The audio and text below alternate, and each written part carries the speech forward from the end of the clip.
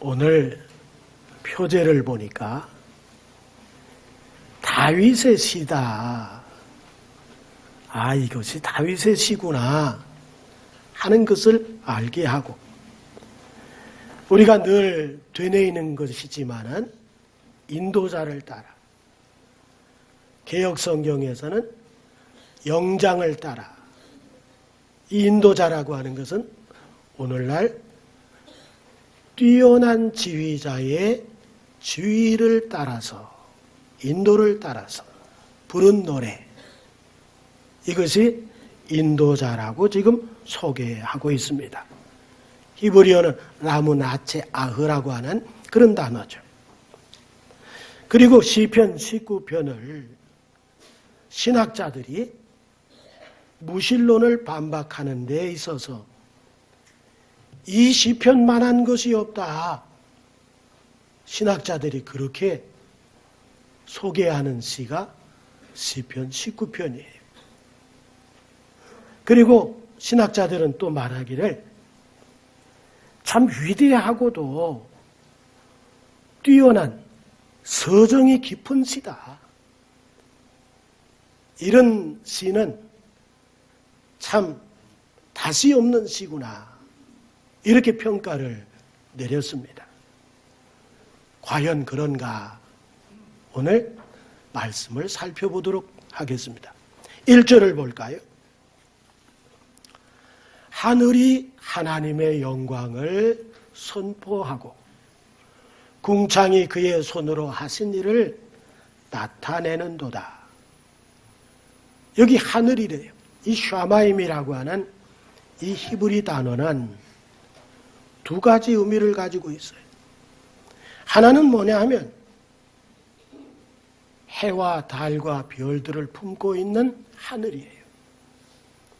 또 하나는 뭐냐 하면 하나님의 임재를 상징하는 하늘로서의 그 하늘이에요. 그러면 오늘 시편 19편의 이 하늘은 어떤 하늘이냐? 이 하늘은 해와 달과 별, 우주 전체를 의미하고 있는 이 하늘을 이야기하고 있어요. 그런데 이 하늘이 뭘 선포한대요? 하나님의 영광을 선포한다. 놀랍잖아요. 사람이 선포하는 게 아니고 하나님이 영광을 선포한대요. 뭐가? 하늘이. 하늘이 하나님의 영광을 선포한다, 이렇게 얘기해요. 이 영광이라고 하는 단어가 어떤 단어냐면은 이 카베드라고 하는 히브리 단어는 무겁다, 그런 의미를 가지고 있어요. 그러니까 하나님의 영광은 어떤 영광이냐? 세상적인 가벼운 영광이 아니다. 세상의 영광도 참 크고 귀하고 중한 것이지만은 그것과 비교할 수 없는 것이 하나님의 영광, 그토록 무거운 영광이 하나님의 영광, 카베드라고 하는 단어를 사용하고 있습니다. 소련의 최초의 우주 비행사죠. 가가린이라고 하는 사람이 우주에 도착했어요. 이 달에 도착해서 우주를 바라보면서 그가 한 말이 뭐냐면 하나님이 없다. 앞만 살펴봐도 하나님이 없어. 지금 다윗하고는 너무나 거리가 멀구나. 다윗은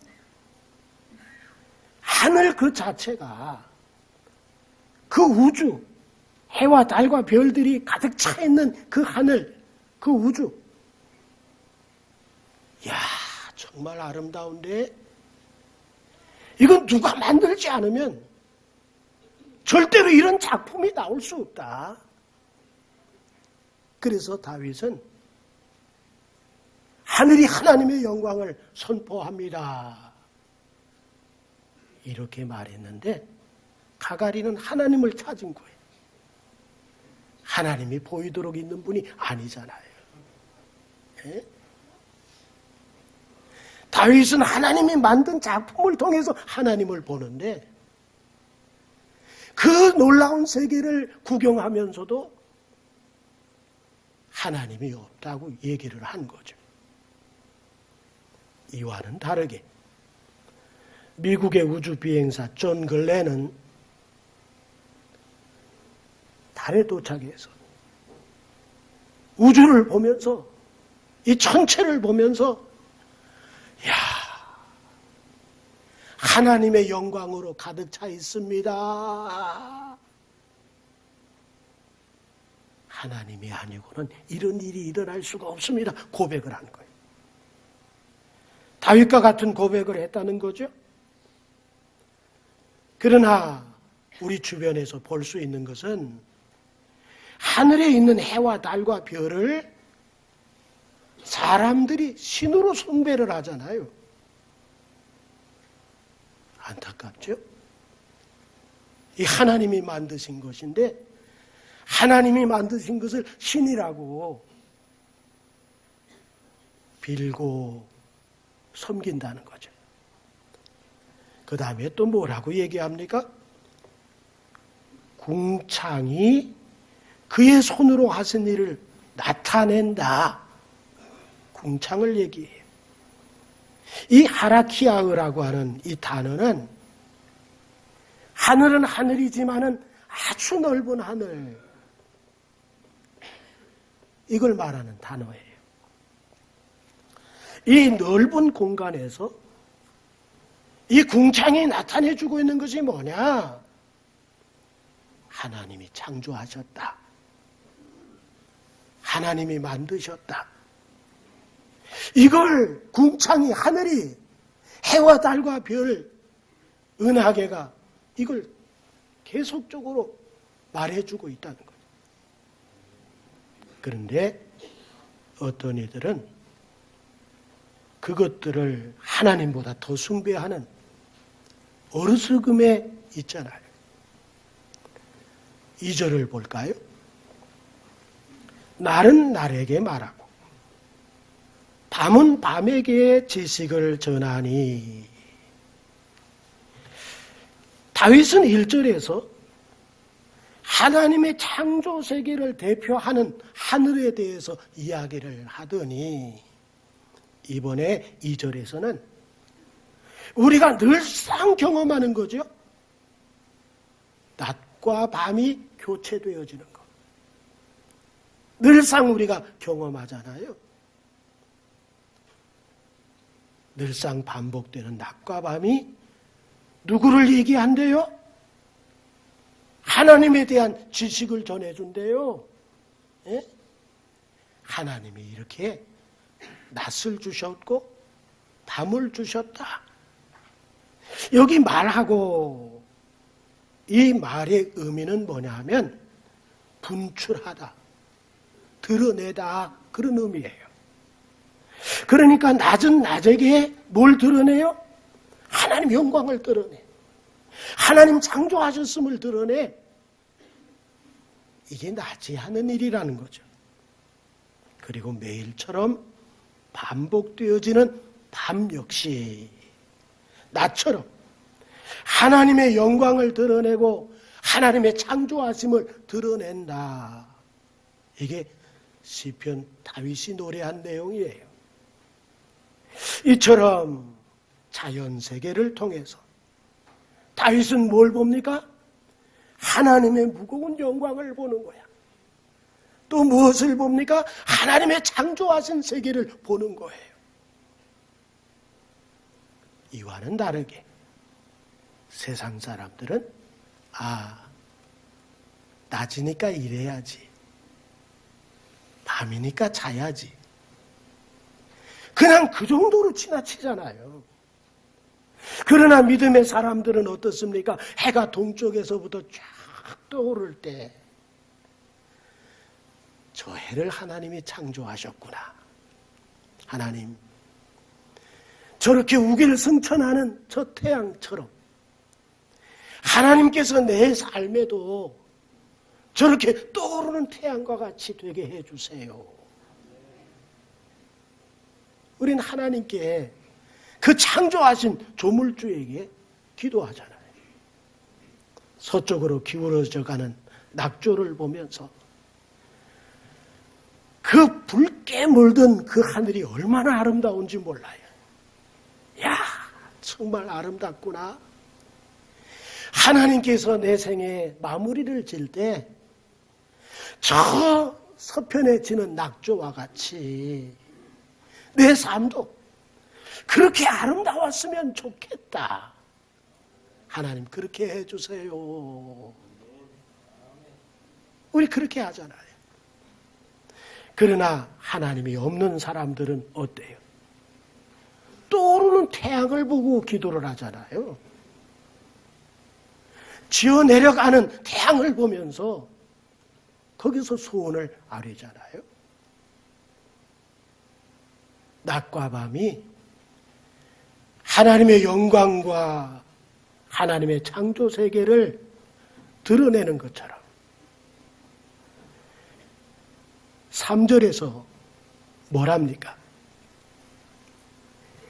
하나님의 영광과 창조의 능력을 나타내고 분출하고 드러내는 이 자연세계. 뭐가 없대요? 세 가지가 없네. 하나는 언어가 없고, 또 하나는 말씀도 없고, 또 하나는 소리도 없다. 예? 자연세계가 하나님의 영광을 드러내고 하나님이 창조하셨다 하는 소리를 모든 구석구석에 알리지만은 언어도 없고 말씀도 없고 소리까지도 없구나. 그런데도 불구하고 우리는 설악산을 넘어갈 때, 한계령을 넘어갈 때, 미시령을 넘어갈 때 그 단풍 세계를 보면서 참 아름다워라 주님의 세계는, 찬양이 그냥 나오잖아요. 예? 뭡니까? 하나님이 이렇게 창조하셨구나. 이게 막 믿어지고 고백이 되어지잖아요. 자연이 언어도 없고 말씀도 없고 소리도 없음에도 불구하고 믿는 자들에게 뭘 가르쳐줘요? 무슨 소리를 내요? 무슨 말씀을 보내줘요? 무슨 언어를 보내줘요? 하나님의 영광, 하나님이 창조하셨다, 이 사실을 나타내 주더라는 거 아닙니까? 그러면서 4절에서는 그 소리 없는 것이, 언어도 없는 것이, 말씀도 없는 그 자연세계가 어떻대요? 4절에 그의 소리가 어떻게 해요? 온 땅에, 마치 소리가 있는 것처럼 온 땅에 통하고 그 말씀이 있는 것처럼 세상 끝까지 이른다. 하나님이 해를 위하여 하늘에 장막을 베푸셨다. 이렇게 노래하잖아요. 비록 들리지 않는 소리지만 온 땅까지 미치더라는 거 아니에요. 이렇듯 들리지 않는 소리로 해와 달과 별을 품고 있는 하늘과 넓은 하늘인 궁창, 그리고 낮과 밤이 누굴 계시한대요? 하나님 살아계시다. 하나님의 영광, 하나님의 창조 세계가 바로 우리들입니다. 우리를 하나님이 창조하셨습니다. 이걸 나타낸다는 거 아니에요. 그래서 자연이 하나님을 계시한다 해서 무슨 계시? 자연 계시라고 부르는 거예요. 이 세상에 계시는 두 가지예요. 하나는 자연이 하나님을 말하는 계시가 자연 계시예요. 또 하나는 특별 계시가 있는데 그것은 하나님의 말씀을 통해서 하나님 자신을 나타내 주시는 계시, 성경이죠. 두 가지가 있어요.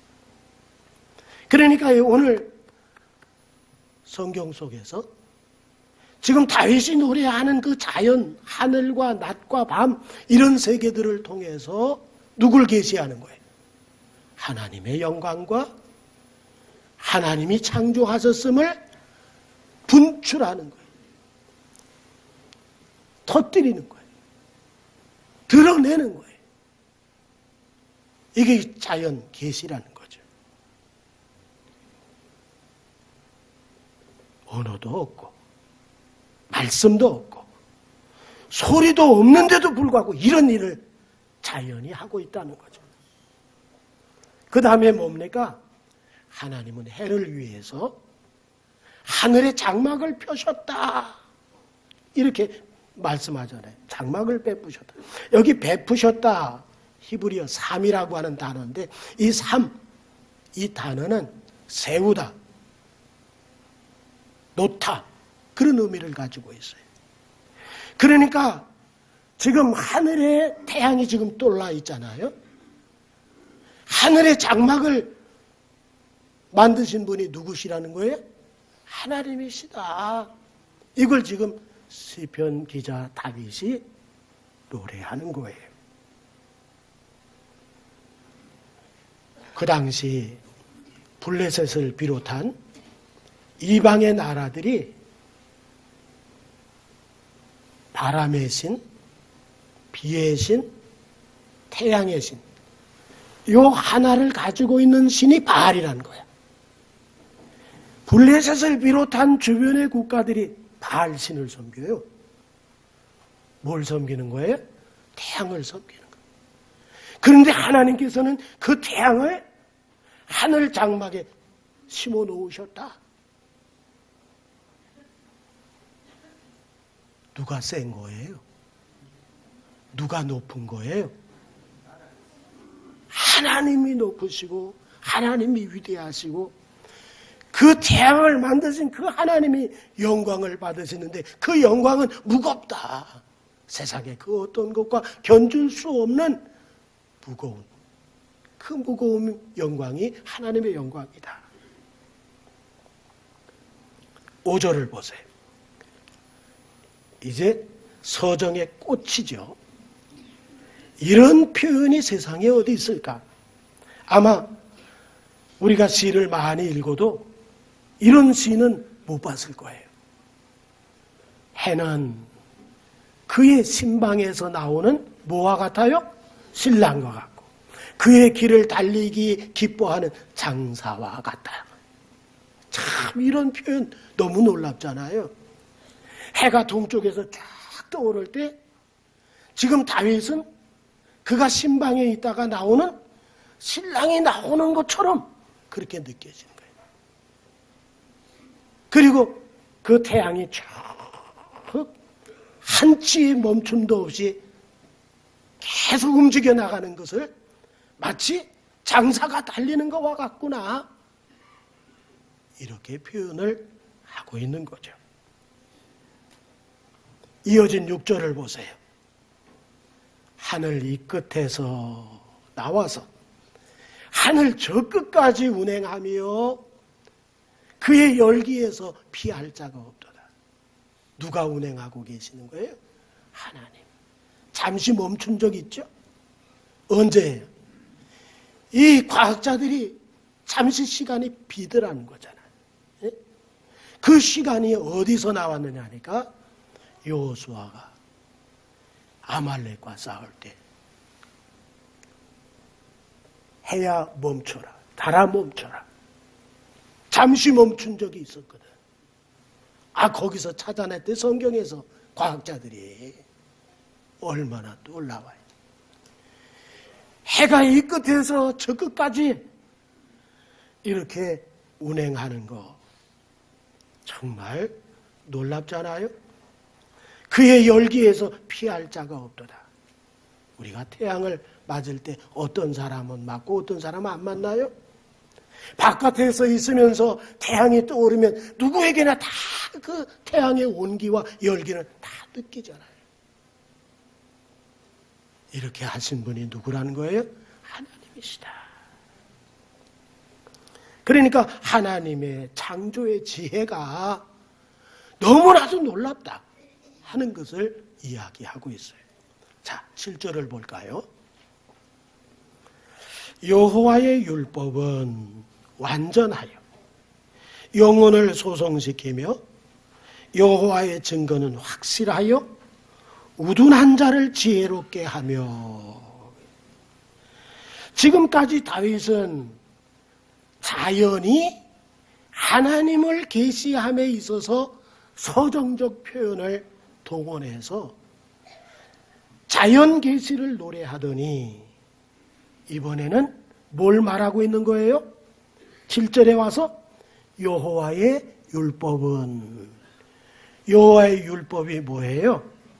여호와의 말씀이요, 여호와의 도요, 여호와의 계명을 말하잖아요.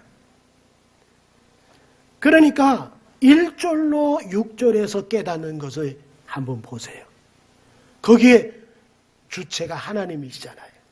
하나님이 다 나오고 있어요. 우주 만물을 창조하신 그 하나님, 그 만물을 통해서 영광을 받으시는 그 하나님, 엘 하나님이에요. 전능자, 창조주를 말할 때 히브리어가 엘이에요. 그게 하나님이야. 그런데 7절에 가서 엘이라고 하는 단어가 사라지고 대신 하나님을 말할 때 무슨 단어가 나오죠?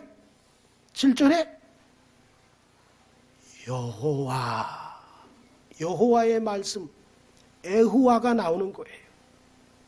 에후와는 어떤 의미를 가지고 있다고 했죠? 언약의 하나님. 응? 여호와는 언약의 하나님이야. 말씀을 통해서 자기 백성에게 구원을 제시하시고 하나님의 뜻을 제시하시고 하나님의 계획을 알리시고 하나님 자신을 보여주신 것이 여호와의 말씀, 에후와의 말씀이야.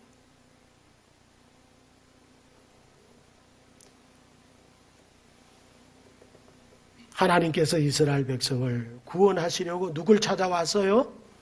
모세를 찾아왔어요.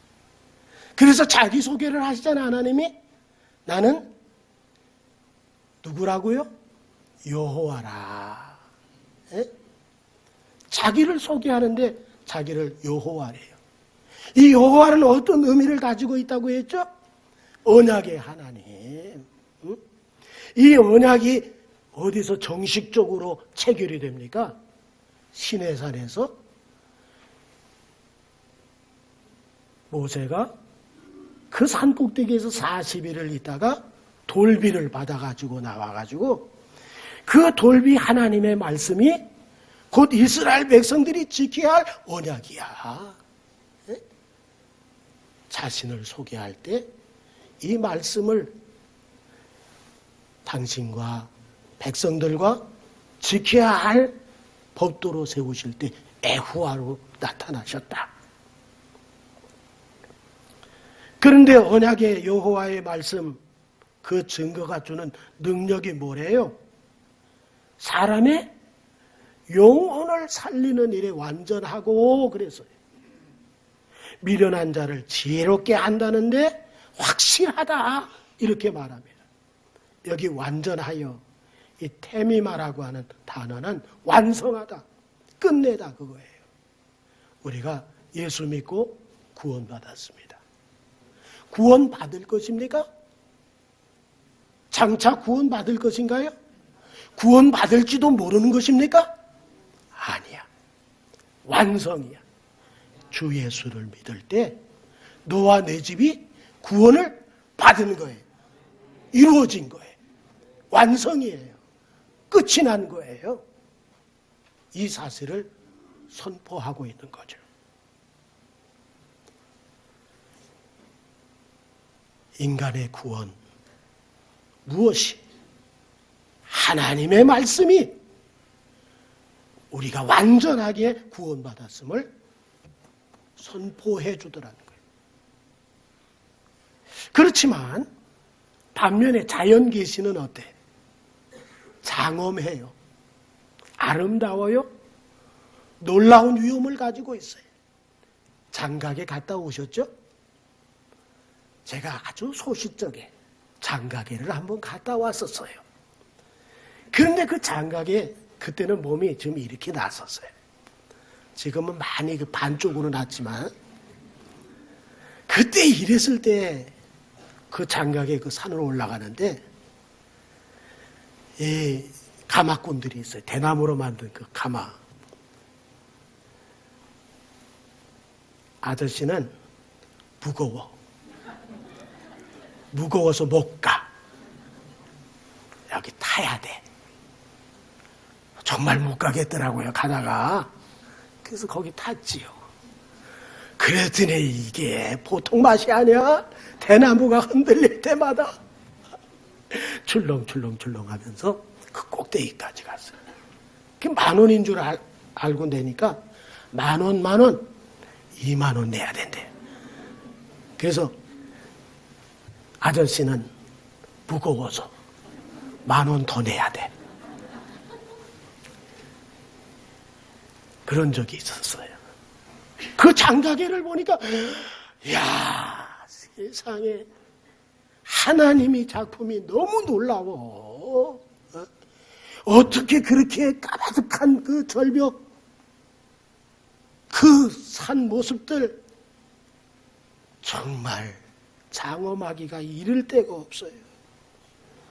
아름답기도 하죠.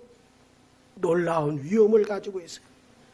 굴로 들어가는데 배 타고 들어가더라니까요. 글쎄. 그러나 하나님의 창조하심을 드러내고 하나님의 영광을 드러내지만은 구원을 제시하지는 않다. 이게 자연계시의 한계점이야. 자연계시의 한계점은 장엄하고 아름답고 위엄이 있지만 우리 인간에게 구원을 제시하지는 못하더라. 이게 자연계시의 한계점이에요. 그러나 하나님의 말씀이 주는 이 특별계시의 능력이 뭐냐? 우리를 구원케 하는, 완성을 이루는, 끝을 내는 완벽한 것이다. 이게 특별계시의 능력이에요. 이게 하나님 말씀이 가지고 있는 그 의미예요. 영혼을 소성시킨다 그러잖아요. 우리가 자연세계가 아무리 멋있고 그래도 우리 영혼을 소생시키지는 않잖아. 그러나 하나님의 말씀은 우리의 영혼을 소성시킨다. 영혼이라고 하는 것이 네페시거든. 네페시는 살린다거든. 우리가 하나님과의 관계가 단절되어 있으면 죽었다 말하고, 하나님과의 관계가 예수 믿고 다시 살림을 받았을 때 우리는 살았다고 얘기하죠. 숨 쉬는 거예요. 네페시는 숨 쉬다. 그러니까 사는 거죠. 그러니까 말씀은, 여호와의 말씀은 우리를 숨쉬게 만들어. 우리 영혼이 숨쉬게 해. 살아있게 만든단 말이에요. 이게 하나님의 말씀이야. 그러면서 소성케 하다. 메시바트라고 하는 이 말은 회복하게 하다거든요. 이 말씀에서 단지 영과 마음만 말하지 않는다는 거예요. 뭘 말하느냐 하면은 우리의 잘못된 삶과 병든 육신까지 포함하고 있다는 거예요. 오늘 주시는 말씀 가운데 하나님의 말씀, 여호와의 말씀이 우리를, 영혼을 살리신다, 소성케 한다 했을 때 우리의 육도, 우리의 잘못된 자리에서도 회복의 역사가 일어나기를, 말씀대로 축복이 일어나기를 주의 이름으로 축원합니다. 왜? 하나님의 말씀은 능력이 있으니까, 생명을 주니까. 하나님의 말씀은 이처럼 우리를 영혼만 살리는 게 아니라 회복해야 하는 능력을 가지고 있는 게 하나님 말씀이니까. 시편 107편 20절을 보세요. 그가 그의 말씀을 보내요. 그들을 고치시고 위험한 지경에서 어떻게 하신다? 뭘 보내서? 말씀을 보내요. 말씀은 뭐예요? 하나님 자신이야. 예수 자신이야. 그 말씀은 능력이야. 그 말씀은 구원이야. 그 말씀은 믿음이야. 받아들이기만 하면 사는 역사가 일어나는 거예요.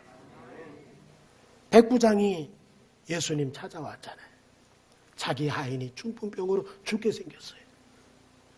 그때 예수님께서 네 집에 가자. 내가 고쳐주마. 그러니까 이 백부장이 하는 말이 내 집에 들어오심을 저는 감당할 수가 없습니다. 제가 군 생활을 해보니까 명령하면 부하들이 듣더라고요. 주님도 말씀하시면 들을 줄로 믿습니다. 아유, 세상에 이런 신앙이 없구나. 그 종이 돌아가서 보니까 나왔어. 뭘 보내신 거예요?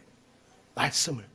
말씀은 우리의 영혼을 살리고, 말씀은 우리의 육신을 고치고 회복시키고, 잘못된 자리에서 벗어나게 하는 능력이 있음을 믿으시면 아멘 합시다. 할렐루야. 이번에 8절을 보시죠. 여호와의 교훈은 정직하여 마음을 기쁘게 하고 여호와의 계명은 순결하여 눈을 밝게 하시도다. 여호와의 말씀에서 얻는 교훈은 마음을 기쁘게 한대요. 살리고 회복시키는 것뿐만 아니라 우리를 기쁘게 하고 가는 길을 환하게 만들어버려요. 여호와의 계명은 순결하여 앞을 보게 한다는 거예요. 여호와를 경외하는 도는 정결하여 영원까지 이루고 여호와의 법도 진실하여 다 의롭다. 다윗은 이렇게 좋은 말씀, 너무나 좋은 말씀, 너무나 귀한 말씀을 어떻게 대하고 있느냐. 그게 10절에 나와요. 자, 어떻게 대하고 있을까요? 금곧 많은 순금보다 어떻게 말씀을? 그 말씀을 순금보다도 더 좋게 여긴대. 우리는 금이 있어, 말씀이 있어. 그러면 뭘 택할까요? 순금이지 뭐. 예? 말할 것도 없지 이거는. 그잖아요? 그런데 다윗은 순금이 아니래.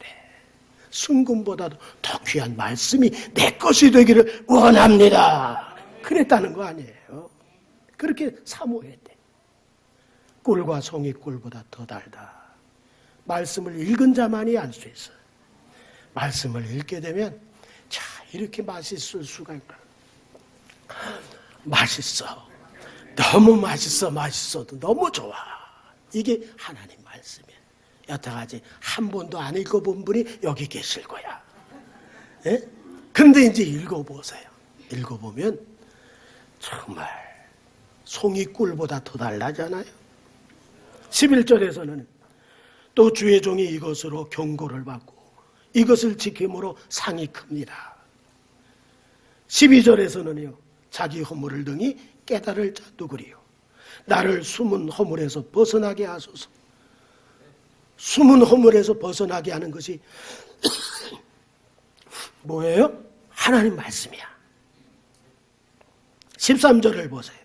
또 주의 종에게 고의로 죄를 짓지 말게 하사 그 죄가 나를 주장하지 못하게 하소서. 그리하면 내가 정직하여 큰 죄가에서 벗어나겠나이다. 내 삶을 비춰주시는 것이 하나님 말씀이고 정직하게 살게 할 뿐만 아니라 내 죄가를 깨닫고 거기서 벗어나게 하는 것이 뭐라? 하나님 말씀이다. 마지막 절 우리 같이 읽자고요. 시작. 나의 반석이시오 나의 구속자이신 여호와여 내 입의 말과 마음의 묵상 주님 앞에 연락되기를 원하나이다. 아멘. 우리가 뭘 가지고 있는 거예요? 이제부터는 내 입술이 하나님의 말씀을 얘기하는 거예요. 내 마음이 뭘 묵상하는 거예요? 하나님의 말씀을 묵상하는 거예요. 그러면 내가 드려지는 말과 묵상이 어떻게 된다? 하나님이 받으신다. 하나님께 올라간다. 이 얘기를 하고 있는 거예요. 우리도 다윗처럼 자연 계시를 통해서 하나님을 보고 견줄 수 없는 하나님의 그 무거운 영광을 바라보고 창조된 세계를 통해서 그 하나님을 찬양하고 여호와의 말씀, 여호와의 계명, 여호와의 율법, 여호와의 도를 통해서는 내게 주신 구원이 확실하다, 완벽하다, 완성되어졌다. 이 사실을 알고 우리 육과 마음과 영혼은 말할 것도 없거니와 잘못된 삶까지도 바꿔놓으신다. 회복시키신다. 이게 하나님의 말씀이 가지고 있는 능력인 것을 우리가 기억하면서 오늘 2020년도를 주의 말씀과 함께 걸어가자고요. 아멘. 기도하겠습니다. 하나님 아버지,